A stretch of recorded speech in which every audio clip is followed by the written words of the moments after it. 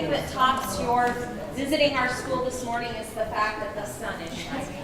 So, hope you all agree that we can all put a little spring in our step with some sunshine around. So, we are grateful you're joining us this morning. This is a wonderful group. How many of you have been inside this school before? A couple of you, and a couple of you, this will be a very new experience for you. One thing you'll note is the very colorful nature of this school. Barely any beige around here, just a lot of great colors, so that's one unique portion of this school building. My name is Deanne Conrad. I'm the Community Relations Supervisor for the school district, and I see many familiar faces. Those of you who are new this time, would you just show us your hands if this is a first visit for you with Gold Card? Wonderful. Well, thanks for coming out and sharing some time with us this morning. Want to say a special thank you to our community education gals that make this all happen. Of course, Melody Kloiber, Helen Faye, and Maritza Carrizales. Little fun fact, Maritza's son is in school here in the building. So, and you'll hear lots of other fun facts along the way. So, with that, I will introduce Tracy Beek, who is the principal of Sonia Sotomayor. She has a presentation for you to share some of the unique qualities about this school. So, Tracy. Welcome. I don't know if any of you risked sitting on one of these, but these are a godsend for kids, but not so much for adults. But they really help you get the wiggles out, which is really kind of nice. But what we found at staff meetings is that staff find themselves wiggling on the floor sometimes because it takes them by surprise. So we were trying to warn people not to sit on those necessarily, but it's just one more innovative way to allow flexible seating for kids that sometimes when they can wiggle their little body, they can focus a lot better on what is happening. I am excited to have you all here. We love showing up our school. Jacqueline Liney is our admin intern, and she is halftime here and halftime at Eugene Field, which is the A+ infusing the arts into the school. Jacqueline's degrees are in Spanish and in music, so she's been a Spanish teacher and a music teacher. So I believe she was God's gift to our two schools. We get her halftime, she gets to use both of her passions every single day in between the two buildings. So Jacqueline is fluent in Spanish. The principal is not yet, but Duolingo told me yesterday I'm 31%. So I know a lot of vocabulary and I can string together sentences, but the good news is I have about 600 tutors that help me every day. One just made fun of me in the hallway with a first grader. I can handle that. So we do just want to welcome you, Benito, to our school. So we have 646 students preschool through 5th grade here, and we have 70 staff members that are from 15 different countries. And so, as you can imagine, our kids are blessed with a wide variety of cultures. Three of our 4 custodians, one custodian's from the United States, one's from Bosnia, one's from Nepal, and one is from Mexico. And so they also teach the kids some different things about culture as well, especially our little gal from Mexico. She comes in an hour early 3 days a week and mentors different students, and she does a lot of reading with students, and she loves talking with the kids in the afternoons while they're here. Our mission here is to develop lifelong multilingual learners with a cultural background and problem-solving skills to succeed in an ever-changing world. And I put multilingual in there. Our staff all agreed with this, that it was very important not just to say bilingual. We do have students that are from different countries that have their native language is not English. We have German, Italian, French, Swedish, and Russian, and Chinese. So, and we also know that when our kids hit high school, more than likely they're going to take a third or a fourth language, because our kids will never take Spanish 1 or 2. Those of you that remember taking Spanish 1, I do. I remember levanta la mano. That means raise your hand. I can't imagine why I would have been told that so many times in the grade in my life for 40 years, but it did. But our kids are learning what is in Spanish 1 and 2 in kindergarten and first grade, which is a shocker to a lot of students. That's why we love bringing in high school students that are taking Spanish 3 or 4, because they're always blown away by our students here, which is always fun. So the timeline of this program, in 2006, I will never forget when Dr. Pam Holman walked in and said, I got a great idea. I was in professional development at the district at that time, and we were blown away that we would do that. We already had 76 languages spoken in our district, so we do English immersion very, very well with our ELL students. And so she formed a committee. They decided that the language would be Spanish. And in 2008, one kindergarten class of 25 students started at Rosa Parks. It was only ever intended for this program to be one section each year. But by the second year, they had over 50 applicants. And by the third year, they had over 75 applicants. And so what happened is they expanded to Robert Frost, which allowed more people to be able to take the program. Rosa Parks is as far east as you can get in the school district and still be in the school district. So if you lived on the west side of town or even in the center of town, you needed to have some resources to be able to get your child all the way over to Rosa Parks and then back every day. And so when we expanded to Robert Frost, then that allowed much more people, even neighborhood people, to be able to participate as well. In fall of 2016, this beautiful building was open, and we are in our second year. Those of you that are familiar with Jefferson Elementary was actually where our playground was, and where our current building is where their playground was. And so it's just a little bit different. It's a brand new building. Jefferson wasn't equipped. Their rooms were a lot smaller, so it would cost more to renovate Jefferson than it would have to build a new building. So here we are, and we do not take that lightly. We love this beautiful building. So what is Spanish immersion? They're English-speaking children who wish to be bilingual. Every child must be fluent in English. So if your first language is French, or your first language is Russian, or your first language is Spanish, then you must pass the WIDA exam, proving that you are fluent in English to be able to come here. All of our classroom instruction occurs in Spanish beginning in kindergarten. Students read, write, listen, and speak Spanish as their day goes on. We use exactly the same curriculum as they do across the other 23 elementary schools in Sioux Falls. It's just that it's in Spanish. So when you walk into our classrooms later, you're going to see things that are on the walls in the hallways or in the classrooms that look very familiar or similar to other classrooms. However, it's in Spanish. So everything in our classrooms is Spanish. We don't have any books in our libraries in the classrooms that are in English. However, in here, the outside ring are all English books, and those inside bookshelves are all in Spanish, and students check out a book in Spanish and a book in English. We have learned that you use a lot of repetition, modeling, and gestures to teach the language, just like they do in our ELL program. So we follow the SIAP model as well.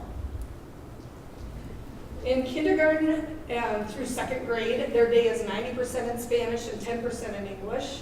In third through fifth grade, it's 80% in Spanish and 20% in English. Sixth through eighth grade, they head over to Edison, and it's 45% in Spanish and 55% in English.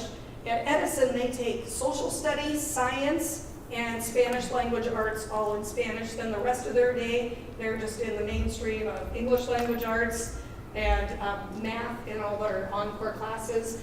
And then our very first group of kindergartners are now ninth graders, and they are taking a social studies class. They'll also take 2 AP classes while they're there and another, but as you all know, having kids go through high school, they only have an opportunity to take 24 high school credits, and 22 of them are prescribed by the state of South Dakota. So they don't have a lot of options. What we needed to do then was give them opportunities to take a required social studies, but take it in Spanish. English language arts or language instruction begins in 3rd grade. That is the very first time that we teach English here as a class. When the parents sign up on their application form, they sign off that says they agree to be the primary teachers of English for kindergarten, 1st and 2nd grade until we can pick up in 3rd grade. The reason it starts in 3rd grade is because that's when the Smarter Balanced assessment starts, and we're required, just like every other 3rd grader in the state of South Dakota, to take that test in English. And so what happens, they get 45 minutes in a small group instruction. Half of the class goes to Spanish language arts and half of the class has English language arts, and then they swap. So they get some really small group instruction. In 4th and 5th grade, it goes up to 55 minutes each day in English language. They focus on vocabulary, spelling, sentence structure, and writing, all of those things that are very different in the Spanish language and the English language. They focus on those. Also, the academic vocabulary they're going to need on those statewide assessments. So, 10 reasons to learn a foreign language. We have some little photos of some of our students in here, and you can see that the classrooms look just like any other classroom here. To improve self-confidence. Learning a new language increases confidence levels, allowing you to face your fears, interact more, and meet new people. This is a photo of 3 of our kindergarten students in our Carnival celebration. Carnival is celebrated in 11 different countries, but it's celebrated very, very different in those countries. We decided we would this was our first year celebrating Carnival, and the teachers taught their students either a song or a dance or an activity of what they do in their country during Carnival. And we decided we would put on a show in the evening. We heard from a lot of parents, is this mandatory, is this mandatory? So we were thinking we would get maybe half of the students and their families showing up. Oh no. We had several hundred people, because not only did the kids and their parents show up, grandparents came, and the husband of one of our teachers came up and he said, "This is exactly like Carnival. It is loud and it is crowded and it is fun." So we had our friends at the Manna Bakery make up a bunch of different kind of traditional food from El Salvador, which were a huge, huge hit as well. Hopefully we brought them lots of business because people were raving about that. But these boys were the caboose of their class.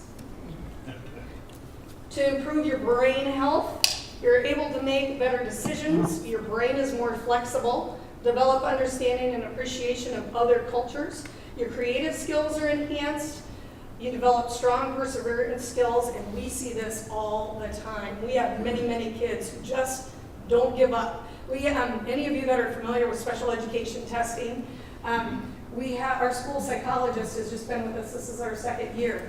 And never before in his 15-year career has anybody ever said, "Could you just give me a couple more minutes? I know I can figure this one out." So that's been blowing him away, because our kids want just a few more minutes, because they're continually trying to navigate through the Spanish language and the English language as well. They have a higher level of complex problem-solving skills. Another reason is to enhance your knowledge of the English structure and vocabulary. Students who learn a foreign language are also able to build their vocabulary in their native tongue, helping them better express themselves in writing and in conversations. Those of you that know Kate Parker, our school board president, this happens to be her little chair when he was in 1st grade. To develop analytical thinking, research has shown that language students can process more complex problems faster and more efficiently. This allows students to be flexible and excel in every aspect of their lives. They score higher on standardized tests, such as Smarter Balanced, the Sioux Falls School District 4th grade writing assessment, the ACT, and the SAT. And I bet you all want to see some proof of that. So we put it in here. Now I tried to make these just a little bit different color. This is our assessments from last year. So we have 3rd grade, and the state of South Dakota is 1st, the Sioux Falls School District is 2nd, and Spanish immersion is 3rd. Then I have 4th grade and 5th grade. So you can see that in math, the state of South Dakota had 54% of their students proficient in math. We had 74%. And I will tell you, the academic vocabulary in math is very, very different. So between English and Spanish. And so our students did a great job, even with a language barrier there. 48% were proficient in reading, while 54% of our students. You can see the research shows that students typically fall behind in a Spanish immersion program or any immersion program, lag behind their same age peers for 2 to 3 years after their native language is introduced. But you can see that that's not happening right here at our school. And so we're really impressed with our writing. That doesn't mean we're not after those 24% that aren't, but we do have a lot of interventions as well that happen at our school. So that's pretty exciting. This I'm extremely excited about. We did the 4th grade writing assessment. As you can imagine, writing is even more difficult than what reading is for our students. And you can see that overall in the district, they scored, our 4th graders scored a 2.83 on the district writing assessment. Oops, did I touch that? Yeah, you're good. Sorry, I won't touch it again, I promise. So here are the Challenge Center, which is our gifted ed population, the top 5% in our district, scored a 3.89. Our students were a 3.41.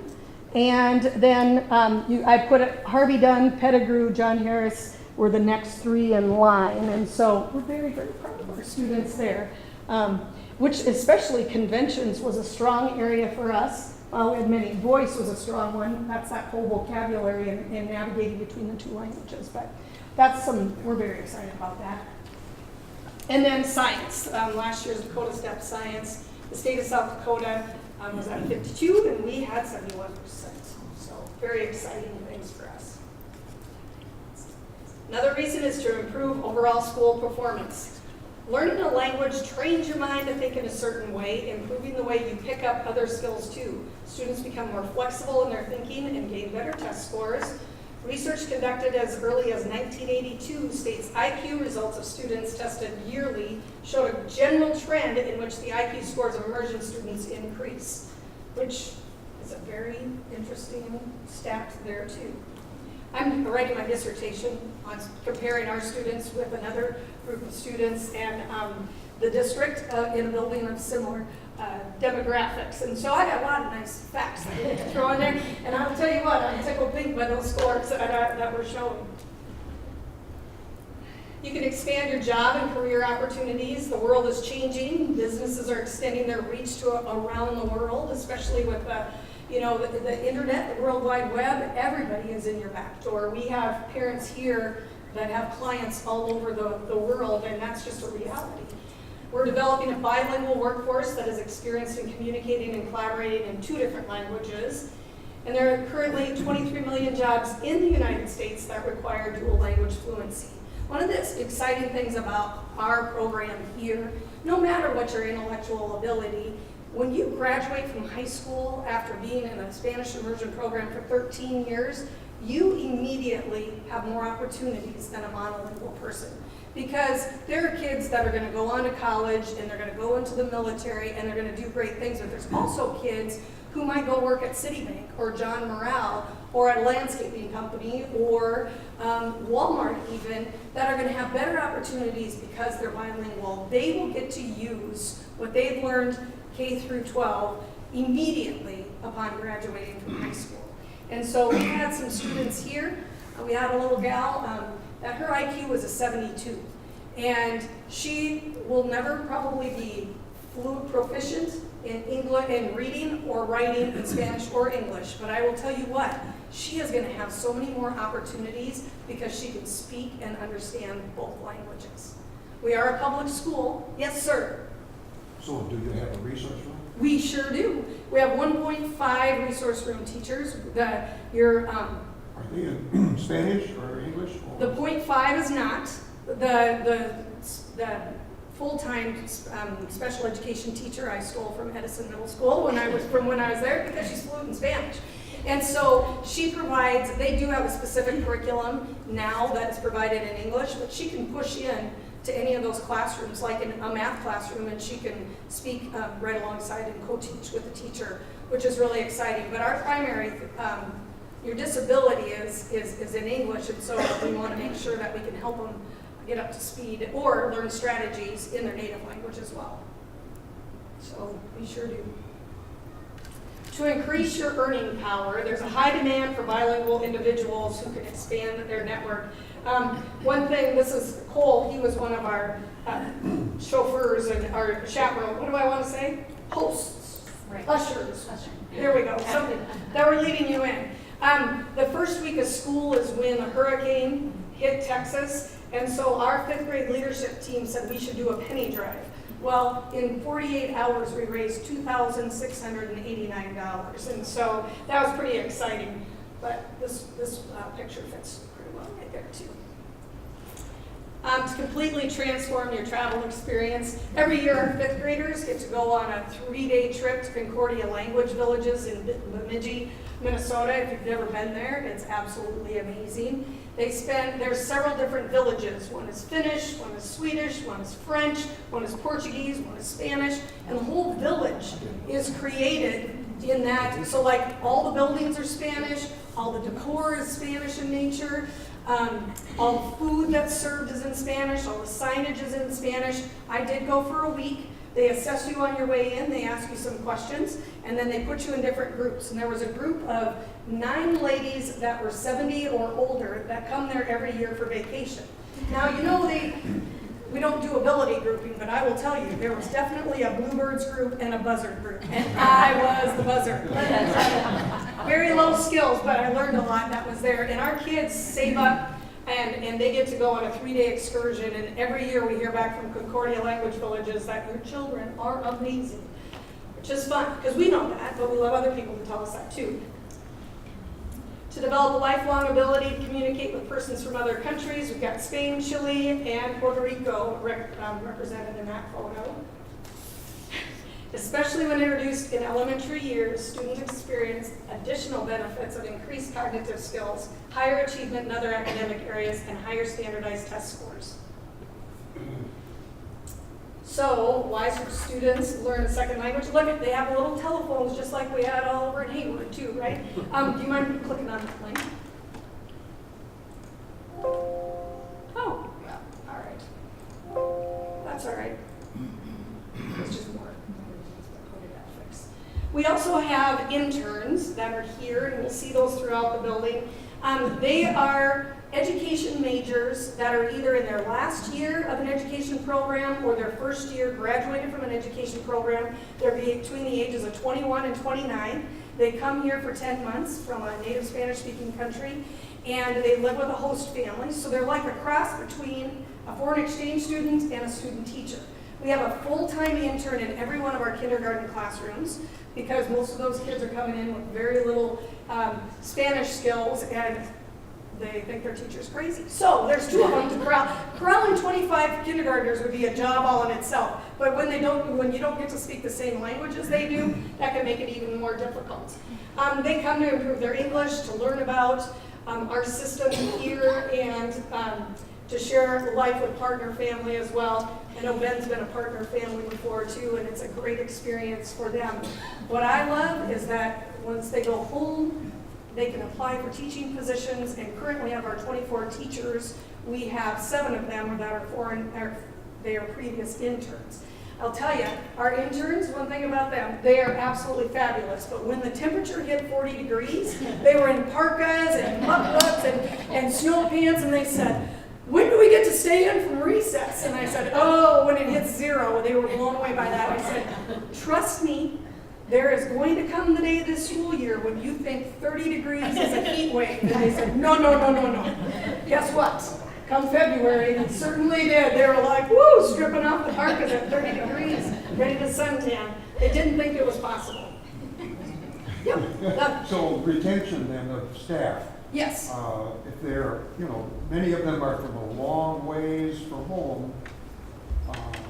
We just try to marry them off to English people. You never know. We got 3 of them engaged to English people right now. I'm just kidding. The I'm joking. reason I bring that up, Shirley and I were on a flight to New Orleans earlier in the winter, and we sat next to a young lady who teaches at Edison Oh, wow. in the Spanish immersion program. Awesome. And she'd been there for just the year, but I think she was resigning to go back home To Spain. Yep. And that's why I was wondering. Yeah, Edison only has 5 people there that are teachers from of Spanish immersion, where we have a whole community of folks here. We do, you know, from Puerto Rico, we have 2 teachers from Puerto Rico, so there's no visa, but our district does an incredible job of helping teachers get a visa, and then to also help them and support them along the way. So we can usually get them here between 1 and 5 years, but we have been extremely lucky at the elementary level to be able to retain great teachers. I only needed to hire 2 new ones for next year, and that's because we're adding 2 sections. Do we have to give any financial incentives Nope. to draw someone from another country? No. Several of our teachers taught in North Carolina before they came here. I think we have 5 teachers that did that before they came here, and so when they come here, we just get to renew the visa, and we're good to go. So we're very fortunate. This is a great place to work, and I mean, Sioux Falls in general, and our community takes pretty good care of everyone, so it's a wonderful thing. We do have 2 non-native speakers. Everybody has to pass a fluency test, and so one is from Vermilion, and the other one is from Sioux Falls. Her mom was a high school Spanish teacher for years at Lincoln. This is our awesome crew this year, and they are from Spain, Colombia, Bolivia, and El Salvador. Any questions right now? Because we have some special guests that are in the hallway. Every language has a different sentence structure. And sometimes the noun comes before the verb before the noun, or whatever. Now, are my correct in saying that the younger children speak primarily Spanish? In school? In school. Yeah, until we don't. So Yeah. do they have any trouble with their English structured sentences? Well, we have some kindergarten students here to show off for you, but, and they're waving quite a bit. So their whole world is in English. You know, when they leave here, mom and dad usually speak English.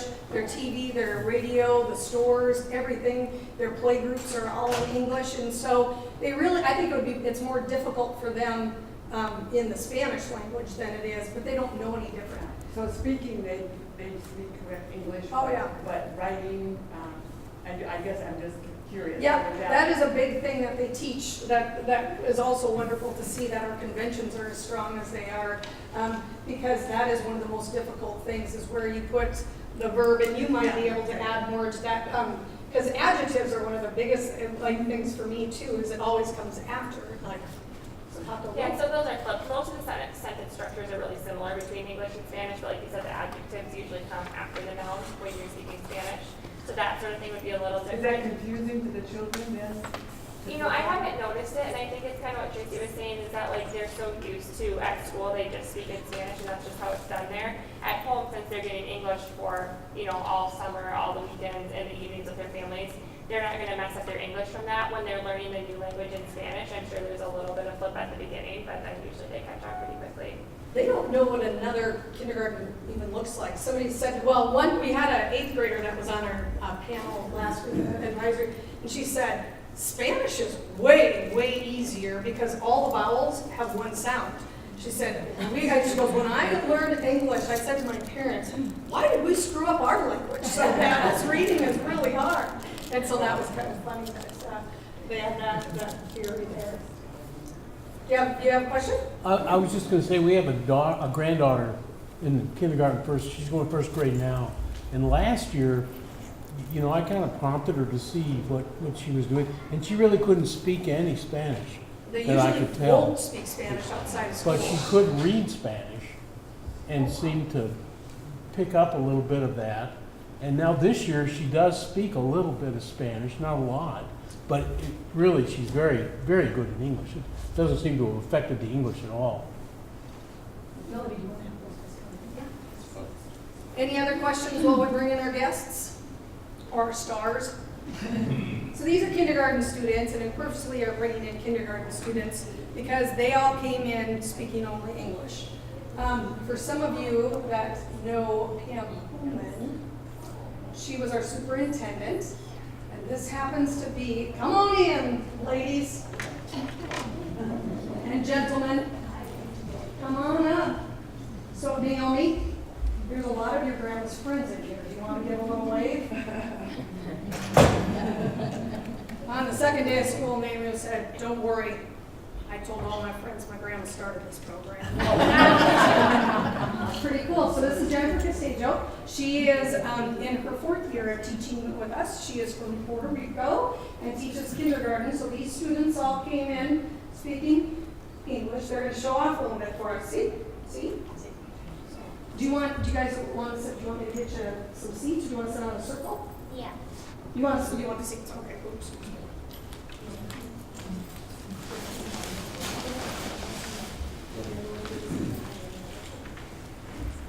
So you guys can face your teacher if you want, whatever you want set up.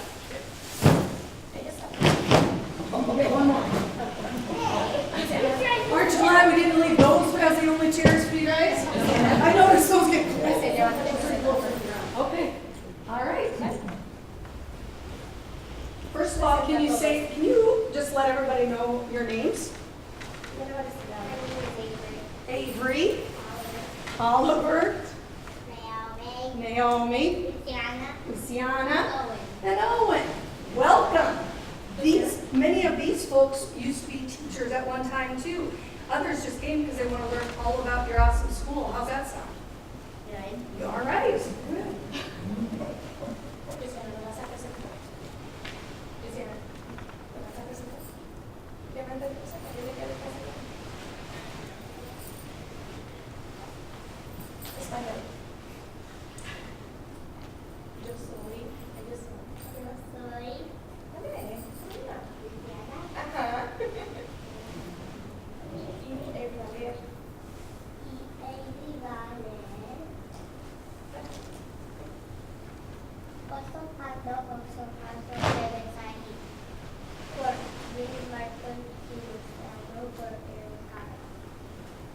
Can you use a big voice so that some of these people can hear it? Can you use a big voice? Use your playground voice. Yes. Oso pardo que ves ahí. Veo un pájaro rojo que me mira a mí. Pájaro rojo que ves ahí. Veo un pato amarillo que me mira a mí. Pato amarillo que ve ahí.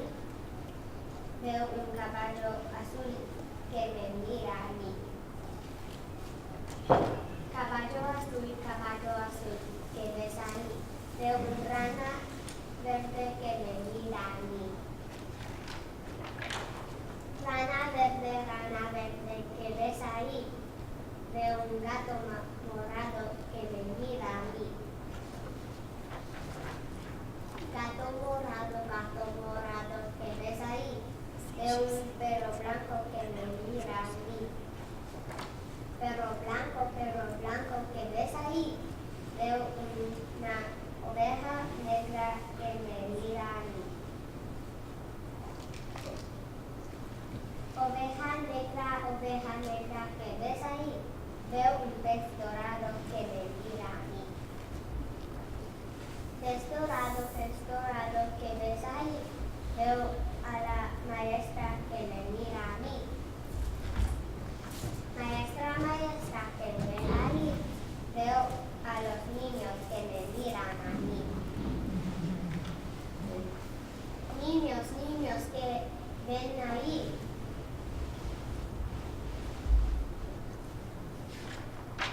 Vemos un oso pardo, un pájaro rojo, un pato amarillo, un caballo azul, una rana verde, un gato morado, un perro blanco, una oveja negra, un pez dorado y a nuestra maestra que muy contenta nos ve sonreír.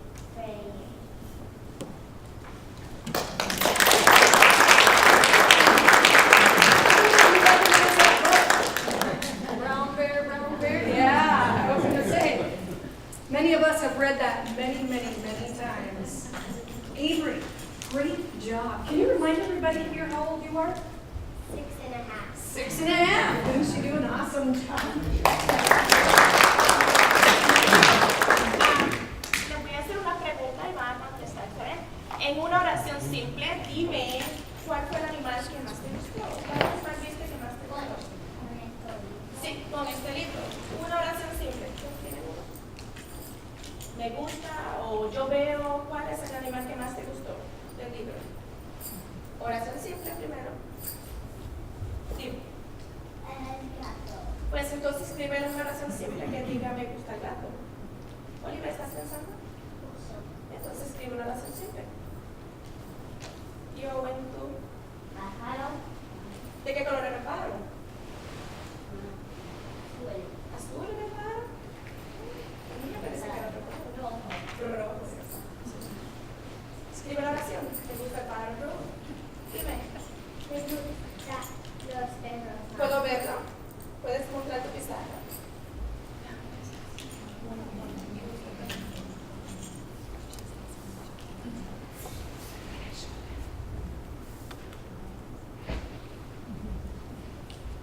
Déjame ver. El caballo. ¿De qué color era el caballo? Azul.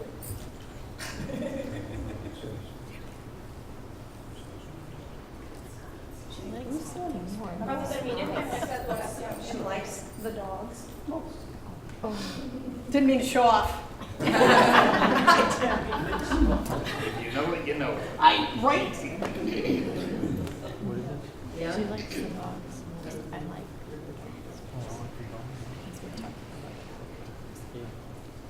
My husband keeps saying, didn't we go to kindergarten and just learn to color and cut and paste? They're writing sentences in kindergarten in Spanish. I said, they're writing paragraphs in Spanish in kindergarten now. So, oh, how the times change.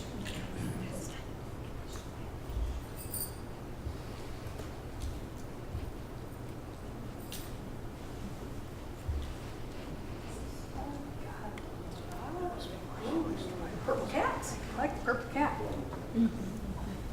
See? Me gusta. Gato morado. I like these. En español, muy bien, ¿sí, Luciano? Sí, ya. The thing that's the most impressive is when she speaks Spanish. It's perfect. It's the accents and everything. Yeah. It's just very good. It's very interesting. It's very interesting for these kids too. So Senor Castello is from Puerto Rico. Next year they could get a teacher from Colombia or Spain or let's see, what else do we have? Venezuela in first grade. And so they'll learn different vocabularies or different accents because sometimes there's just something different. And we have third and fourth graders that can say, oh, I can tell your accent. You're from Colombia. And I'm, wow, how do they know that? But just through the years, they could get exposed to many different dialects. And just like we have that here in the United States, there's some different dialects across the South and up here too, and just the same with their with Spanish, which is really exciting. Niños pueden lograr una más de matemáticas. Sure. Listo. Niños pueden decirte una historia de matemática y lo vas a escribir la ecuación ahí, ¿vale? ¿Sí? Excelente. Listo.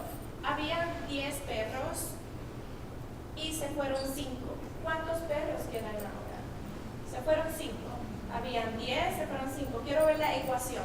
Quiero ver si es suma o resta. ¿Qué es? ¿Suma o resta? Suma. Habían 10 perros, se fueron. Resta.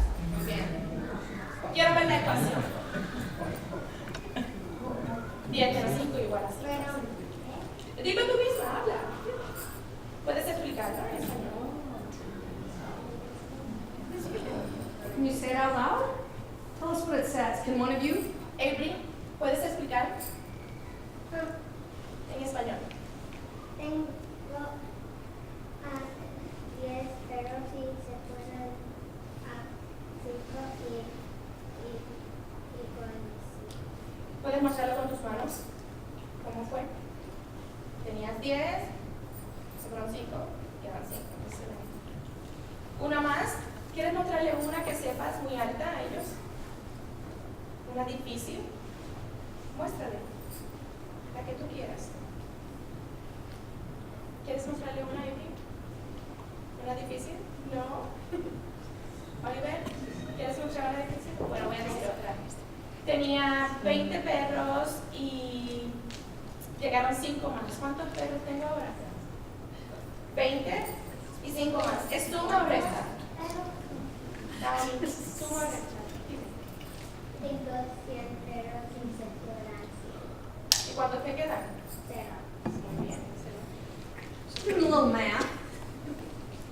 One thing, our teachers do not, you will notice too on the tour, they do not slow down their speaking at all. They just continue to talk. Some think we talk fast in English. Well, let me tell you what.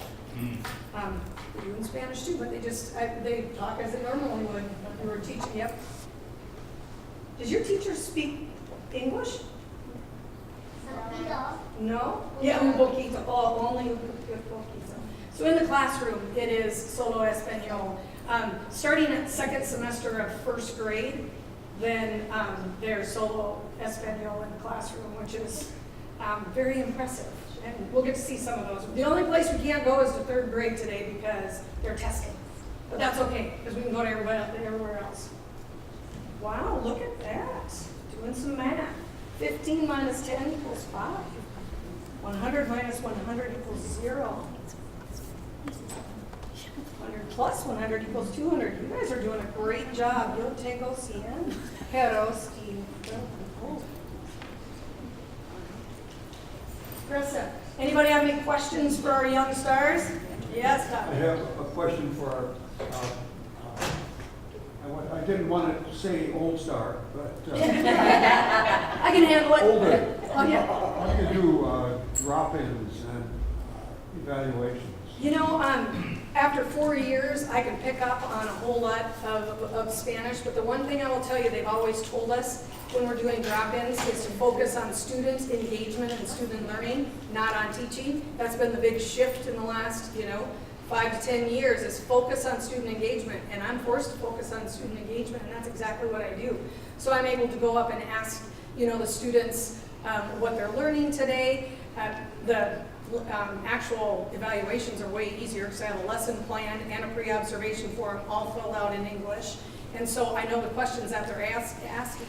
And so therefore it's much easier for me. She and our instructional coach both know Spanish very well, so when they do them, it's not a problem at all for them. But we split it up then too. It's more in a non-traditional way that they may do in other schools, but we make sure she does half the drop-ins, I do half the drop-ins. And then we talk about those afterwards as well for each particular person. But that is the one thing that I've really noticed, and we had a great discussion at an elementary principals meeting about that, is about not about teaching, because it isn't about what the teacher spews, it's about what actually is absorbed by the kids. And that is what I do, is I spend my time really looking at the kids and seeing are they staying engaged, which is wonderful. It's wonderful. And I'm learning a lot more Spanish. So that's good too. Oh, sorry. Woo, that's okay going. Oh, wait, you almost were holding. I know. That wouldn't have been fun if I would have sat right on your lap with it. Okay.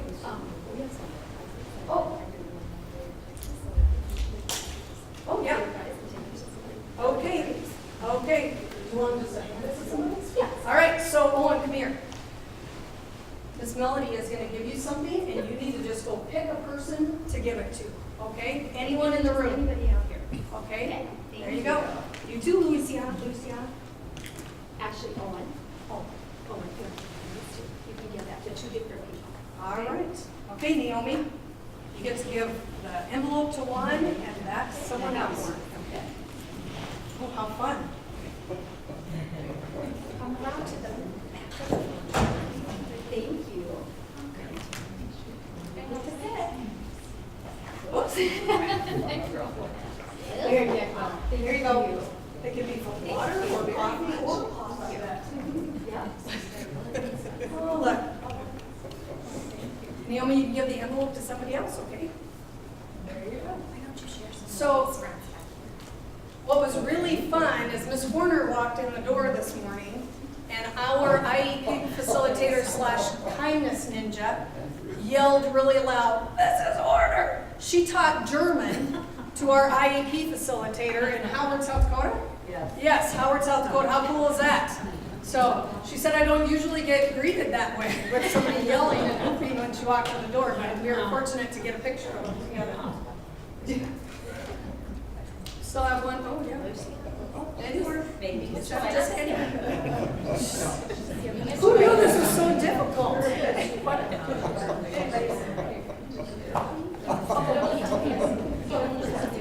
Thank you. Can we give a round of applause? You guys did a great job.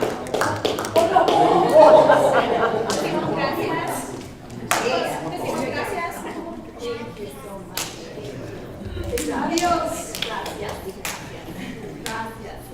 We were in the hallway and I was trying to calm them a bit before they came in. And I said, how old are you guys? 5, 6. And I said, no way, I'm 5'2". And they're like, huh? I said, well, I'm 45. And one of the little girls says, well, that's 40 more years older than we are. They're slim. Yeah, they were demonstrating their math just right on the fly. Well, I've got Heather Conrad from Edison Middle School over here. She wanted to change, so 19 years of middle school, came to elementary. And it was a rude awakening for her. I think she never knew she could be touched so much because the PE teacher is well loved, much more than at middle school. Because at middle school, I have to run today. I just did my hair. I'm wearing new shoes. All those things. We heard it all at middle school and for PE. But she told all the students that I turned 80 on my birthday and put signs up all over the school wishing me an 80th birthday. All these, and it was, my birthday was on parent-teacher conferences, so the parents kept coming in and saying, why do our kids think you're 80? I said, well, wait till you see the signs. Those are, yes, friendly teachers. But what we're going to do now is those of you that are interested in taking a tour, and if you just want to stay on the bottom floor, that's okay, but we do have an elevator, so we can take you upstairs as well. We'll give you a little tour through some classrooms. Kindergarten, we need to get to KO4 with those 3 as soon as possible because they're going out to recess in 10 minutes. But if you want to go in and see your granddaughter too, we'll make sure that happens as well. Do you know what class she's in? 103. 103, perfect. And one thing I would ask is look at in the hallway at the work on the wall. You will see just the progression from kindergarten all the way up through 5th grade. The work looks very similar than some of you probably did in your classrooms. It's just that it's in Spanish. Now remember, we do have English language arts too, so there's some English things hanging on the walls as well, for sure. But any other questions before we do that? Because then we can meet back here. We'll do about probably 15 minutes. We'll go into a couple of classrooms. Our students are really good about knowing the interruptions and things, but we'll try not to speak any English in the classroom. Ask questions out in the hallway, okay? But you can walk around and look at what they're doing. That's more than fine. Sure.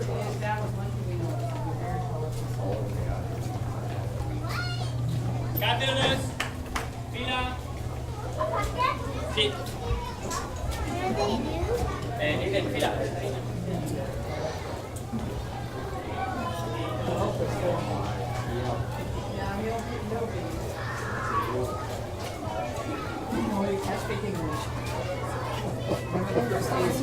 ¿Me parece? Colin tiene 10 pelotas. ¿Y quién va a tomar? Mando, toma 5 pelotas. ¿Cuánto tiene al final? ¿Sí? ¿Así vas a hacer sin problema? Muy bien. Yo le voy a dar una pizarra. Ready? A ver, dime. Ariana.